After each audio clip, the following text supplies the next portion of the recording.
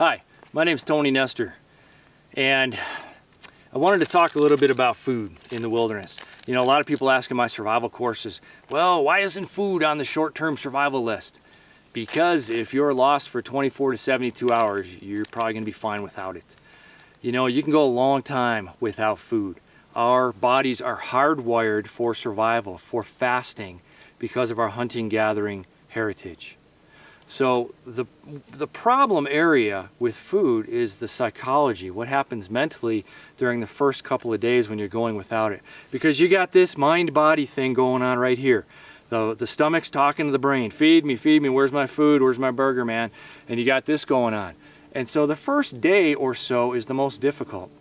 I've been without food for up to 4 days under survival conditions on a few different courses we've been on.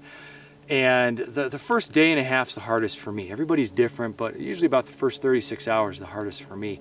Because again, I got this going on. My stomach's talking to me. My brain's saying, geez, I'm getting these signals, where's the food?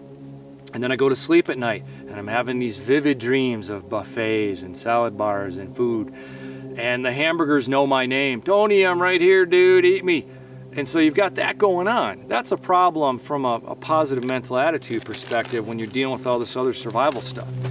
So, you know, if you're lost, you're without food, stay put, stay hydrated, stay in your shelter and wait for the SAR team to get to you. Don't go out onto the landscape trapping and setting snares and trying to get the occasional squirrel or rabbit or fish, because that's going to burn up your precious calories, your precious energy that you need to get through the next couple of days.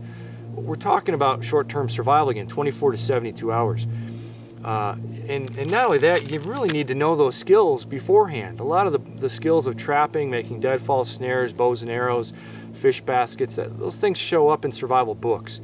But do you know those skills? Have you applied them in survival situation? Have you used them long-term? Have you used them in different seasons? Do you know that particular region? So again, unless you're experienced with those things, I would stay put, stay hydrated, work on your Christmas list in your shelter, and relax.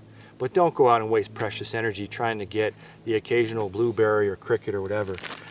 Now, all that being said, I do carry food with me in my kit because I don't like being hungry in the wilderness anymore.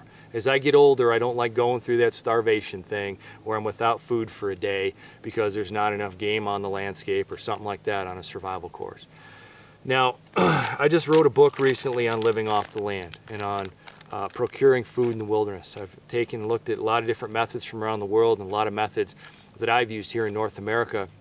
And you got to keep in mind that those are long-term skills. Those are bushcraft skills. They're self-reliance skills. They're not something you need to know short-term. But I like to carry food with me in the form of Clif Bars, some homemade jerky, a peanut butter and jelly sandwich, because I don't like going without food anymore in the wilderness. Yeah, if I'm lost or if I don't have it, sure, I can go without it. I know that. I know my body's reactions, what's going to happen over the next few days while I'm fasting, but I carry it with me. So it's not a survival priority. You don't have to have it. You're not going to die the first day or two if you're lost in the desert.